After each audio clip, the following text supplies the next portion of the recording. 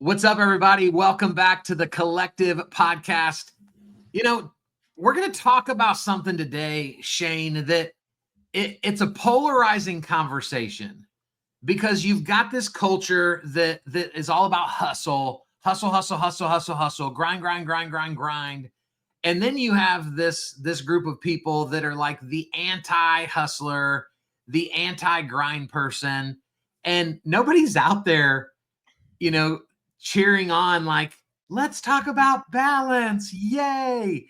And so there are some ways to say that, man, the hustle group of people do some things right, but the pace people do some things right that slow it down a little bit and keep perspective. And so in our company, we call this outworking opportunity. And the beauty of outworking is outworking doesn't necessarily mean working more hours than somebody. It's about intentionality. It's about stacking tech. And so, bro, where you want to jump into this? Well, I was actually going to say what you just said. So I'm so glad we're on the same page. It took us to episode 157 to get on the same page. We did it. It's not about the hours worked. It's about the work done in the hours worked. Yeah. And what we're not saying, because neither of us does this and we're not going to be hypocrites, we're not saying you got to get 40 hours of tasks done in a week or to hustle 50 or 60 hours. Because the reality is what most people aren't really processing is at a deeper level, it's more about the dynamic between or the tension between standard of living and quality of life. And so I actually have done some research on this because I've been working with my coach on it. Standard of living is just your material well-being. For example, you get a new coaching gig and you're going to upgrade your car. That's a focus on standard of living. Or I say, hey, I'm going to sell my home and get a new home. I'm going to get a nicer, whatever it is. I'm going to upgrade my office space. I'm getting nicer clothing. We're going to nicer restaurants. My kid can now go to private school. That's standard of living. Quality of life is all of the things that I believe matter more. And quality of life is social, physical well-being. It's looking at balance. And so what we're really trying to get to, what we're driving towards is the highest revenue, net revenue you can get while focusing on quality of life. So we're saying is, hey, like our dream is we're sitting on a beach at 65 after just having surfed. Our bodies are in great shape. We're healthy. We've got great families. Our kids still enjoy hanging out with us. We've got deep, meaningful friendships. We could drop ourselves into a town and there'd be somebody there that we would love spending time with. We would have relationships spiritually with our creator. We would have deep relationships with friends, family, coworkers. We'd lead companies in a way that was done with integrity. That's quality of life. Right. And so what we're really talking about is we're not asking you to work more hours. What we're saying is if you couldn't work more hours, how would you increase your dollar per hour while still maintaining a high quality of life? And we've kind of, not that we're the proclaimed experts of this, but both of us, like, we've gotten pretty good at stacking technology, using human beings to kind of navigate this so that it's not about working more or less. It's more about who versus the how. Yeah, and what's so interesting is and we've both been serial entrepreneurs for quite some time. We have multiple companies. Like our list of LLCs is expansive, and not because we went to school for this and we're experts on scaling businesses. Now, I will say that once you figure this out, it becomes more and more exciting to go, what can I do next? Once you figure out some core fundamentals, getting your financials in order, and some of the other things you just have to have. And so one detour in our journey, I just pause and go to the rest stop for a second and say, what you have to make sure is that you remove things that cause anxiety, stress, or negativity. I would say first and foremost. Yeah. Because you're like, oh, I'm really just going to focus on growing my business, but there's this thing that's been nagging. You're never going to perform at your best and highest. So although we're going to get into the things you can do to scale your time, the tools, the staff members, how you can have multiple things going in multiple areas And again, you kind of take your hands off the wheel and your car's on autopilot and it's driving more effectively, safer, more efficiently than you are. Right. But you've got to make sure that you have removed anxiety. And so the first thing I did to outwork opportunity was I said, okay, I'm going to be an expert on this. But before, I got to get my books in order. And I called a coach that I'd worked with in the past. And I said, I need your help. I've got 4 businesses. I'm overwhelmed. I don't understand scaling in multiple states. I need a good bookkeeper and I don't even know where to start. And he introduced me to my bookkeeper who, again, it's these simple things that oftentimes end up being the biggest areas of drag in your business. And so what we try to do is we try to avoid the simple things. Like if you want to lose weight, you can find all kinds of fad diets, or you can move more, eat less. Yeah. Right. And you can do simple things like push-ups that work multiple muscles. And you start to realize that a lot of the simplest things in life are where you see the biggest gains. And so bookkeeping, things like that, where you have anxiety, your financials, it's like if you have a desk drawer that you're scared to touch, open that drawer and clear it out. Yeah. If you've got a room in your house that you haven't gone in for years, empty it. If there's something that's just holding you back from performing at your best, because again, we talk a lot about ikigai. It's being in this flow state where you're doing things you're good at, you love, bless other people, and make you money. You can't do that well if you have something holding you back. And maybe that's just signing up to go to a counselor or going to a nutritionist or getting a gym buddy or finding a church. But again, we're going to get into the things that you need to be doing, but you have to stop doing the things that are causing you harm in your life that are going to hold you back from that. So I think that's really important. Well, and none of this advice matters if people can't just take an honest look in the mirror. I think for like we're almost taught our entire lives to like hide your inefficiencies, don't ask too many questions because you don't want anybody to think you're dumb, and so I think we end up convincing ourselves it's like I'm just gonna kind of be okay with being okay because it's uncomfortable to get vulnerable enough with people. Like I can only imagine that like you wanted to throw up when you were calling that coach, when you were stuck in the numbers and you felt completely lost. But it's the only way to get through it. And so, as we jump into the rest of this, man, this could be a great moment to pause and for you to ask yourself, like, am I being vulnerable enough for anything to truly be able to help me? Because if you're not being honest with yourself, nobody else can be honest with you because they don't actually know what's going on. One of the things that a coach, and I have 2 coaches in my life currently, and so we're not asking you to do things that we aren't willing to do ourselves. He said something to me and to our group of men that was just eye-opening. He said, stop grading your own homework. And so to really start to create this trajectory where you've simplified, streamlined, you're getting more per hour in revenue, but you're not working more hours. It's that state that you get in before you go on vacation where you just seem to get more done. Yep. But we're saying do that in a way that's not hectic, because what happens is the week before you go on vacation, you go, well, I'm going to work 60 hours this week because I'll be in Hawaii for a week. And what we're saying is, what if you had that mental clarity without working more? And yet what happens is, and we hear this all the time, and you and I've been on several coaching calls in our momentum groups recently, and I'm hearing these people say things. I'm just waiting to say, guys, stop grading your own homework, because they're going, well, I'm pretty good on social and I'm pretty good at this, and I've got pretty good balance and my inbox is fairly organized, and they're telling us how it's like they're trying to convince themselves that their current reality isn't their reality by speaking to us in a way that's pretty fictitious. And then you go, well, hold on. Let's look at this a little bit deeper. And you dig in, and an outside, non-biased set of eyes looks at your business, and it's not where you think it is, or it's not where you say it is. It's where you know it is, but not where you're willing to say it is. And so it's really important to find a coworker who's a little bit more successful in managing their time. They have a higher dollar per hour.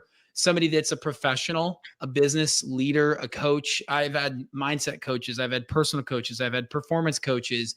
And just get with somebody that's a little further down the river, and they can really speak into your blind spots, because we're going to start to dig in here on some technologies and things you can do to really get more juice out of the berry and increase that dollar per hour. But none of that works if you haven't gone through and done a quick self-assessment of where you sit.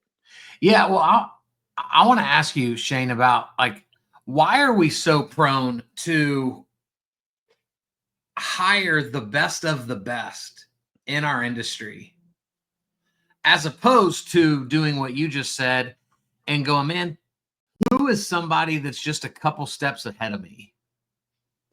Because I think it's easy to go, man, look at what like Grant Cardone is doing in the real estate space. I'm going to buy his course and I'm going to get plugged into his systems. When the reality is like, you don't have a clue what you're doing. And so you're going to go try to learn from the guy that's 30 years ahead of you. Is that the right approach, or how would you do it? Well, we do that. I think we have a lot of internal battles with the demon inside. And that little voice, or maybe really loud voice, says there's a shortcut that you don't know about that everyone else knows about, or that someone knows about. And so what we tell ourselves is, I'm going to hire Grant and it's going to cost me $50K, or I'm going to take his course for $5,000. And yet we're not going to complete the course in the time that it's supposed to be completed in. We're not going to do those things. It's a little bit like getting a diet pill instead of actually looking at what's going on in our life. And the reality is, we do that because most people aren't willing to do what's required. Yeah. Most people are so insecure, which then gets projected as ego or arrogance. They're so insecure about saying, and listen, I am the king of insecurity, but I'll tell you that when I reached out to my coach, I said, Jason, I have no clue what I'm doing. My business partner dropped the ball. We have a $56,000 IRS tax bill, and I don't even understand what it means. And it's clearly because we are way over our skis. Yeah. As soon as I said it, and he goes, I got a solution for you. It was like, it was the biggest relief that I could have ever imagined. And so I think part of this is, you've got to train that muscle called humility. Yeah, man. And you just sit down and you go, dude, I'm out of my league. And what's funny is, when I was looking to become a fireman, it's really hard to become a fireman, really, really hard. And I interviewed for, there was a job that was hiring like two guys or gals, two firemen, and 4,500 people applied for that. And so it's not easy. Wow. The biggest departments hire 25 and they'll have 5,000 to 10,000 people apply. So it's extremely difficult. And this is, again, people that actually have already done certifications and EMT license, all that. And what I had done is, every time I'd meet a fireman, I'd say, man, can I just take you out to coffee and pick your brain? I have no clue what I'm doing, but I've always wanted to be a fireman. And so you've got to come from a place of humility. Yeah. Say, I don't know a whole lot. You know more. Let's sit down and talk. And I think if you do that, you say, man, I'd sure love to do Grant's course. I mean, that guy obviously has done something really, really, really, really good, but I don't think I'm in a place where it's actually going to be effective. I got notes on a yellow notepad, a Remarkable, an iPad, on my iPhone, on my PC, and Windows Notes. I've got a stack of mail from the last 60 days that I, quite frankly, have been putting off. I keep telling my wife I'll be home at 5, and it's more like 5:55 every day, not 5. I speak generally because when I'm specific, I know I'm going to drop the ball. Like, we need to just sit down and say, all right, let's take a little humble pie. Yeah. I need help. I got a $56,000 bill from the IRS and I don't know what I'm doing. And again, it's not because I'm not good at sales. It's because I'm terrible at accounting and I don't want to be good at accounting. I have no idea. The IRS is not something I want to have an expertise on. And so I do think there's a humility muscle that we need to exercise. And so I think what people do, and listen, we sell courses all the time. However, what we always put first is these topics that we're talking about today, which are our core values. This is the onboard series for a reason. We're not going to sell you a course on social media. We have an amazing course called The Human Algorithm. It's all about how to leverage organic social media to actually make money, not try to go viral, but make money. But if you took that course and didn't do any of this work, you would fail at it. And then you'd be just one more person in mortgage saying that social media doesn't work. That's it. So before we jump into the actual tangible things to make all of this possible, outworking opportunity, we're going to do it on the next episode. So we appreciate you guys watching, listening. This has been the Collective Podcast. We'll see you back for part 2. See ya. Welcome back, guys, to part two. We told you there was going to be a part two, and here it is, part two of this little mini series that we call Outworking Your Opportunity, because it's not about just working harder, but working smarter. And Shane, we've got some very practical tools, tips, tricks that we want to talk through in today's episode. Well, let's tell them the secret. Let's just let the cat out of the bag. First and Okay. foremost, we're not asking you or us to be a perfectionist 40 hours a week. What you're going to hear are tips and tricks, tools, technologies, ways to make your life more impactful without increasing your hours. And at the end of the day, we are simply looking for a 5-hour a week commitment of high skill, high value, high net worth opportunities. This is, again, going back to this flow state called a key guy, where you're doing things you're good at that make you money, that you enjoy, that bless other people. And so all of these tools and tricks that we're going to talk about, the goal is to be able to do that 5 hours every week, every day, like clockwork. And then you go, man, that's not that bad. Right. I could do 10.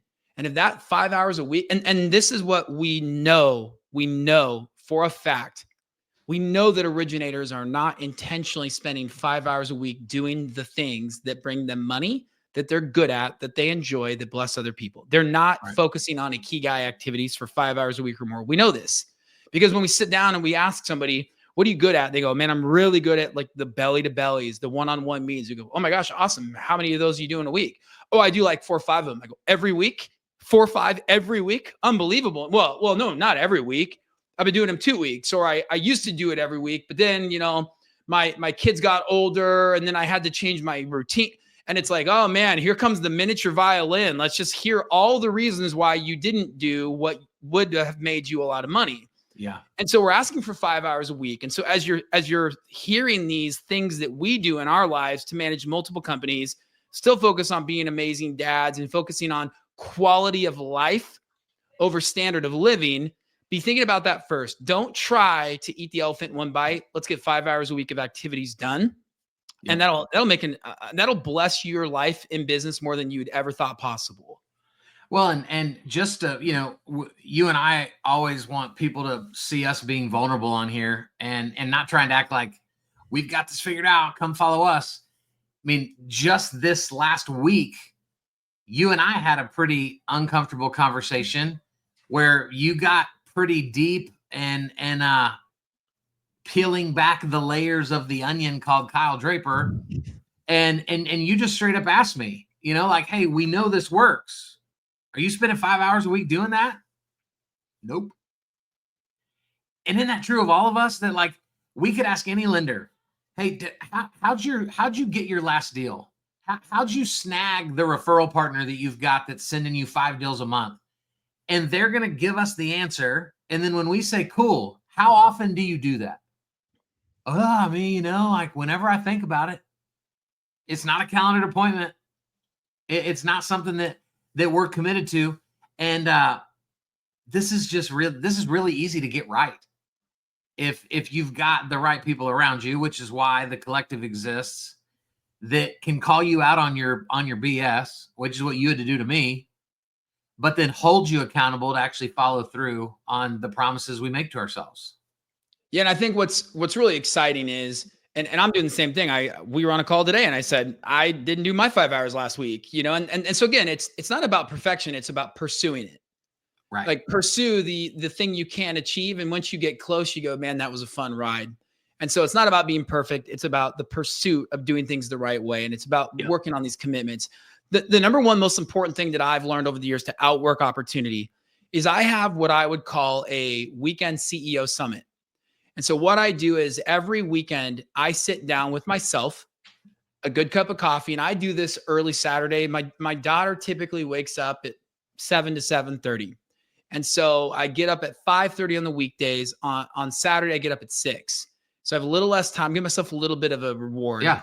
But I spend 45 minutes to an hour and I'm looking at my week ahead. I'm going through my calendars and I use one hub for all of my email accounts. Now, whether you're a G Suite or an Office 365, just have all of your email accounts, all of your calendars connected through that platform so you can stack your calendars. And so what I do is, and I don't time block every hour of my day. I certainly time block my commitments, those things that are in my key guy state. Those, and then outside of that, I also time block the, obviously the third party meetings and things like that. And this will get important as we get into staffing, because having a tool like this that a staff member can then get introduced to is going to be really important. And what I do is I have multiple calendars, but at a minimum, I would argue everyone should have at least two: your work calendar and your personal calendar.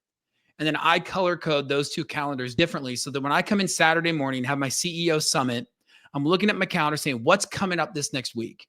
What matters? And if we're being honest, we roll into Monday and we're like, oh shoot, I forgot. I got an 11:30 appointment today. Oh my gosh, tomorrow is going to be Tuesday. Holy cow, how is it already Wednesday? And man, like that week is making us its biatch real quick. Yeah. And that's because we don't have a summit where we sit down with and I use Office 365. I like it the most because of how I can color code, integrate, organize. It integrates with Teams, Microsoft Teams, which I use for the vast majority of my meetings. Everything's in one spot. Now you could be like, well, G Suite's way better. If it works better for you, then it's better. If it works better for me, then the one I'm using is better. Find a singular tool for your communication and your calendars and set that up. And so then what I'm doing is I'm looking at my calendar. That's 5 minutes. I'm just looking at what gaps do I have? What's not going to be realistic to accomplish? And again, make that calendar before you step into it in such a way that you will achieve your goal. Like that week, at the end of the week, you're like, done, man, I crushed that. Like I crushed the week. Then what I also do is I get through my emails, and I don't get through every email. I have an admin that helps me with that. I have an urgent folder that I look at every day, weekdays, a non-urgent that I review every couple of days. And then I have an FYI folder that I review once a week. And I just quickly go through those folders, and I'm sending out instructions so that Monday morning doesn't have to be this reactive mess of a morning. I'm not taking Monday to get set up for the week. My Monday is my week, and I'm making money on a Monday. Like I'm doing things that day. It's like, people are like, oh, I kind of take Fridays off. It's like, no, don't let Monday be the day you're getting organized. Right. Step in it with purpose. And so that's the most important thing I do. And there's a lot of other things we're going to get into. But if you don't own your calendar, and then what I do is it's also on my iPhone, it's on my iPad, and they're all synced, they're all color coded, and they're the same color. So when I see a blue activity, I know that's for my mortgage brokerage.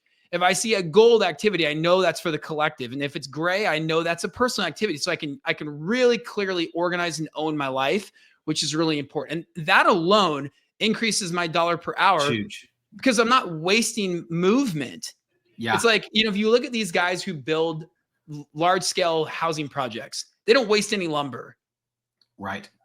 The small pieces that they trim off when they're making roof trusses, they use somewhere else. It's like, I can't afford to not use every minute, every resource all the way. I can't waste a half of a morning on a Monday just getting caught up over the weekend. So I think that's really important. And that's my number one tool that I use to outwork opportunity. Man, I love that. I want to move to the second one, which is kind of a part B to what you're talking about, but it gets overthought every day. And it's the way we use Calendly.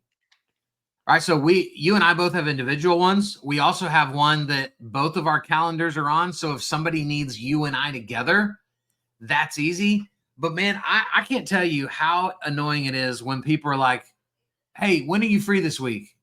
And then I'm like, I'm free Monday at 4, Wednesday at 11, and Thursday at 1. And then they're like, none of those are good. When else? And then you give 3 more, and then you give 3 more. And you look up and it's taking you 2 weeks just to schedule a 30-minute meeting with somebody. And so I just had to refuse to do it because it's such a time suck, though it doesn't necessarily feel like one in the moment. And so now to have the ability to just go, boom, there's my Calendly. You can book on it. And here's my tip, Shane. Here's what I actually do, because there's debates about, is this rude? Should you do this? So here's what I do. If somebody wants to meet with me, I always ask for their calendar link first. And then I tell them, if you don't have one, I'm happy to send you mine. So I always lead from a place of I'm willing to jump on yours. I don't want somebody to think that I'm big timing them and just directly sending them mine. So that's the way that I cut through that noise. But it's so nice when somebody wants time on your calendar, a link is provided, and then boom, I see an email pop in with, "Oh great, we're going to meet Thursday." It's done. Anything you would add to this? Yeah, I use Calendly. I have 5 Calendly accounts, and they all blend all my calendars and inboxes together. My connected accounts. I love having prioritized links for segmenting out my days. What I also do is, and Calendly has improved over the years. I've been coaching on using Calendly for probably damn near a decade. Yeah. And what they've added is some really good workflows that allow for automated reminders and confirmations. And so at a minimum, there's a couple of reminders that need to be set up. First and foremost, one of the reasons that I like Calendly more than any other system is it sends a direct calendar invite directly to their calendar. So you go in your calendar and I've booked a call, you've booked a call with me, and in your calendar, you're seeing it's grayed out until you accept it, Shane and Bob meeting, right? That's important because I fall prey to this. I set something up with my dentist or my doctor, whatever, and then they send me an email confirmation, and then that's it. And I'm working my calendar for my calendar, and it's not on my calendar. Right. Yeah. So that's the first workflow that I would always do. I send out an instant confirmation email and text. Hey, thanks for booking. So they get a calendar invite, a text message, and an email right away. There's 2 reasons for that. Obviously, I want to get it on their calendar. 2, I want to acclimate them to the communication plan so that when I send a 24-hour reminder and a 1-hour reminder, they're like, oh yeah, I know this, right? I know this way of working. So I do at time of booking, 24 hours out. And then depending on the style of booking, an hour to 4 hours out as a reminder. Like if I have a calendar that's specific for meetings in person, I might do a 4-hour reminder just because if it's an hour before and they forgot, there's no way they're going to make it in time. Like in my area with traffic, it's not happening. So, but if it's like for Zoom meetings or things like that, then an hour reminder is really good. And what I'll tell you is this doesn't stop people from canceling, but it stops people from no-showing.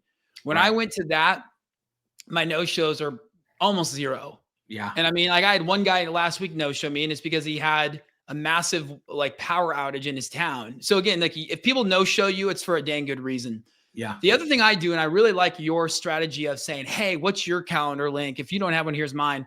I'll also say, and a lot of people now just say, hey, would you send me your link? Because they understand that that's how business operators work.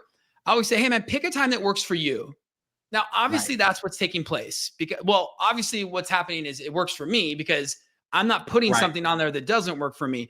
I just think it's a nice thing to do.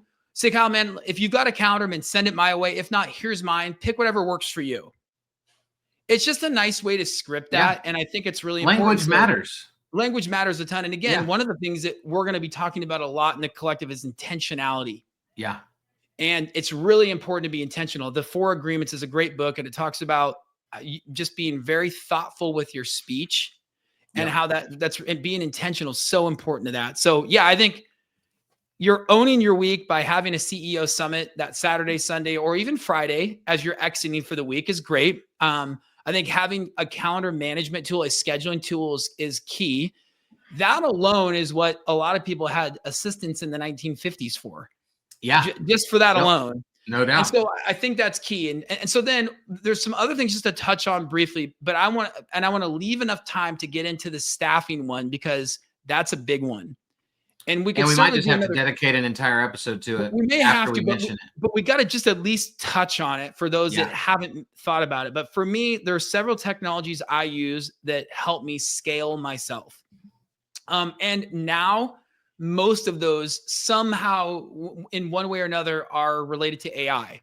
Yeah. And so for me, I'm using, and I used to say Perplexity AI only. However, they're developing so quickly that I use Perplexity Pro and I use ChatGPT.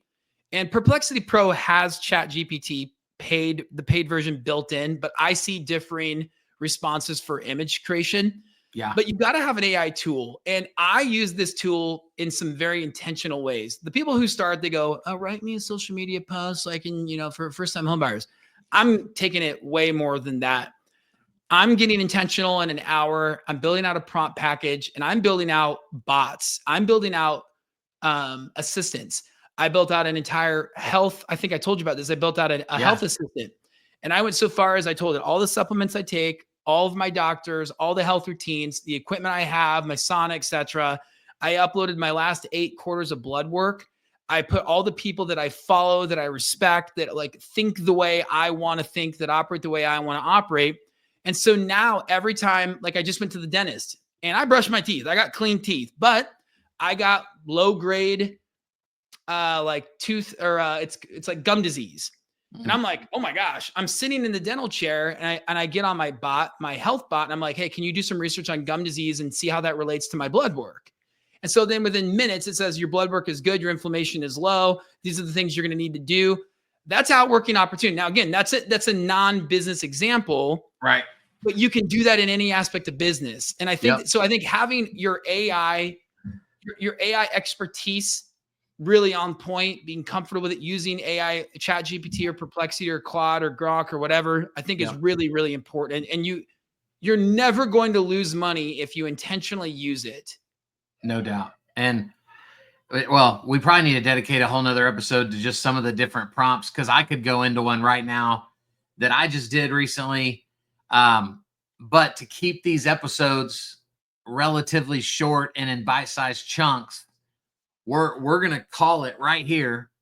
And we've got more coming to you guys. We are committed to getting you these as often as possible. Thanks for watching and listening. Remember that if you want to be a part of what we're doing, you can go to thecollectivecoaching.com, and for less than $100 a month, for $97 a month, you can come alongside us, be a part of the collective community, be inside of this program that we have intentionally developed as a top producer in Shane and a marketing expert in me. And so we'd love to see you in there. Come hang with us. We'll see you on the next episode.